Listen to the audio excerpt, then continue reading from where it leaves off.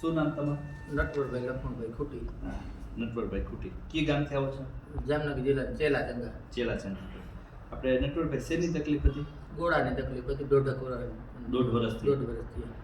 MRI કરાવ્યો તો આપણે હા, એમઆરઆઈ રાજકોટ કરાવ્યો હતો આપણે સિનર્જી હોસ્પિટલમાં. પછી જામનગર 3-4 ડૉક્ટરનું કીધું, બધાય ઓપરેશનનું કીધું. ઓપરેશન જેવો વિકલ્પ નથી આનો. ગોળો બદલાવો ગોળો બદલાવો જ પડી. પછી આઈનું કોને કીધું તમને? આને આપણા પાડોશી કાનભાઈ છે ને, હા. ગોરાણીયા, હા. કાનભાઈ કીધું હતું કે કાલાવાડ મધુર હોસ્પિટલમાં જાઓ. એટલે પછી અહીં આવ્યો. એટલે 2 પેરા મારે કમ્પ્લીટ અત્યારે આ હોય હા, ટકા થઈ ગયા. દાંડિયા રમવામાં હતા, દાંડિયા રમવા બધાય હું કમ્પ્લીટ થઈ ગયું. નીચે બેહું જ બેહી કાંઈ હા, હો 100%. દાંડિયા રસ્તે બહુ દાંડિયા રમી લઉં. અમારા નટવરભાઈ આમાં જ્ઞાતિ મેર એટલે એને મેરનો રાસ્તો અઘરો હોય ઈ રમી શકો. હા, એ રમી શકીએ. કાનભાઈના ભત્રીજા લગ્નમાં જ રમ્યા હતા. બરોબર.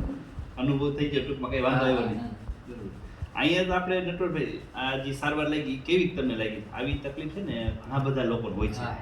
એટલે એમઆરઆઈ કરાવે ડોક્ટર એમ કે તમને ગોળો સુકાય છે એના સ્ટેજ હોય. હા. બરાબર. એમને ઘણી વખત એમ કે તમારે તાત્કાલિક ઓપરેશન હા, કરાવવાનું. મને તાત્કાલિક તો રાજકોટ કીધું સિનર્જીમાં હા.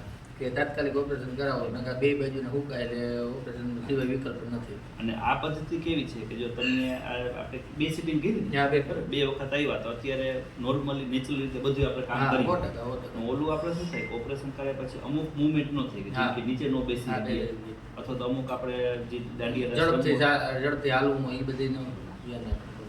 એક તમારો મોબાઈલ નંબર કહેજો.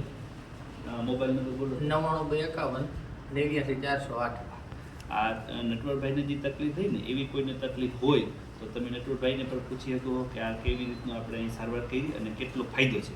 ઘણી વખત હું સોશિયલ મીડિયામાં ઘણા બધા હા. વિડીયો આવતા હોય આપણને એમ લાગે કે એટલે આ દવા વગર કેમ મળતું હોય છે. હા. તો આપણે દર્દીનો જાતે જ નંબર આપ્યો કે તમે નટવરભાઈને પૂછી શકો. અને અમારું અહીંનું એડ્રેસ છે કાલાવાડ રાજકોટ રોડ જસાપર ગામ મધુરમ હોસ્પિટલ. મારો નંબર પાછો આપજો 9951 89408. ગમે ત્યારે કોઈ આ વિડીયો જોઈ અને આ પ્રકારની માહિતી લેવી તો નટવરભાઈ તમે પૂછી શકો. ગમે તે પૂછી. બરાબર ને? હા. ઓકે.